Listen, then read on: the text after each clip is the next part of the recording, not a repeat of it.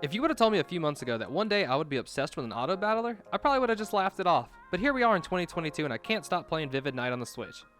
Vivid Night is an RPG roguelike that will have you running through an ever-changing labyrinth, collecting and using gems that consist of spells and units, and using them to battle enemies and bosses in the hopes of making it to the end.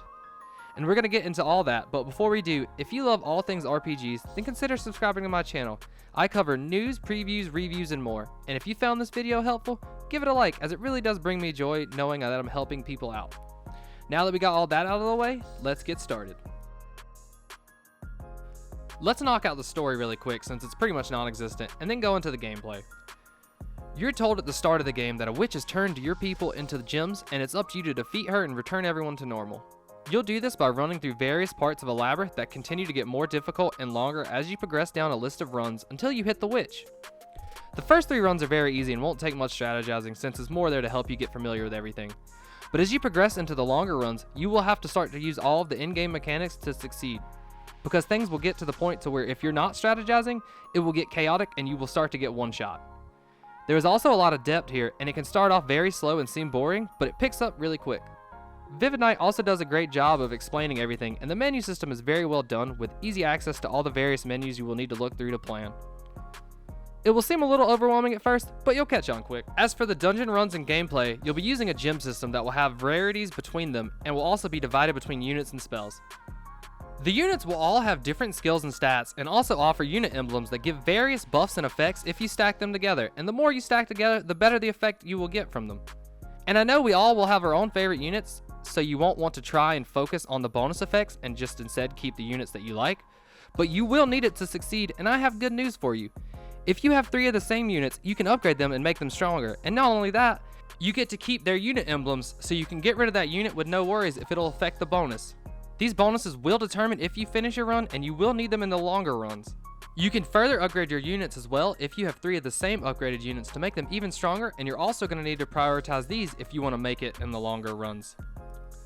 And yes, this is an auto battler, so you won't be telling your units how to fight, but instead you'll be using magic gems that offer different attacks, buffs, debuffs, and mana/healing items. You can collect and hold up to 8 at a time, and you're going to want to also keep upgrading these because the enemies keep getting stronger and will make these obsolete if you're not on par with that enemy. A quick strategy that I would recommend is to try and get as many unit emblems as you can early on, so as you progress further into the dungeon, you can start focusing on getting the higher tier units to fight in the final battle, and you'll already have all the bonus effects from the low tier units. You'll also get to equip a ring, a necklace, and an earring that offers the same tokens that units have that count toward your bonus effects. As for the dungeon itself, it's a typical roguelite. You'll run through different events that offer random items, encounters, traps, and shops for both the units and the magic gems that also both use different currencies that you will collect in the dungeon that you can only use on that one run.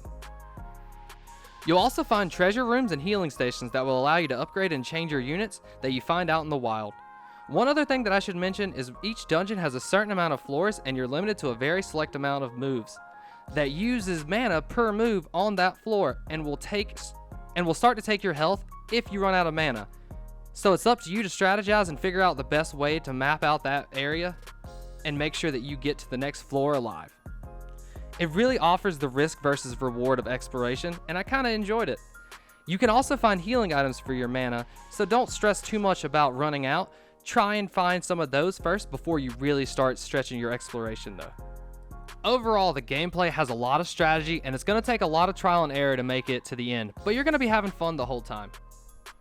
Oh, and last up, while I remember, there is a gacha mechanic, but it doesn't require real life money. You earn gems per run, and then you can go to this grimoire that you spend up to 10 gems per to unlock new units and spells that you can use on new runs. It's pretty fun and adds a lot of replayability in my opinion. Vivid Night is a beautiful auto battler that has really opened my eyes to the genre, and I feel like I couldn't recommend this to everyone because I could see a lot of people not enjoying this. I can, however, 100% recommend it to you if you love strategy RPGs or you're a big roguelike fan.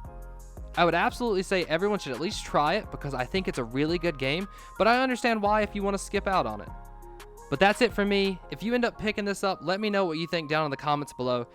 And if you're enjoying it, or if you're interested, also let me know down in the comments below, and let's talk about it. If you made it to the end of this video, I really appreciate it so much. It absolutely means the world to me, and hopefully I'll catch you on the next one.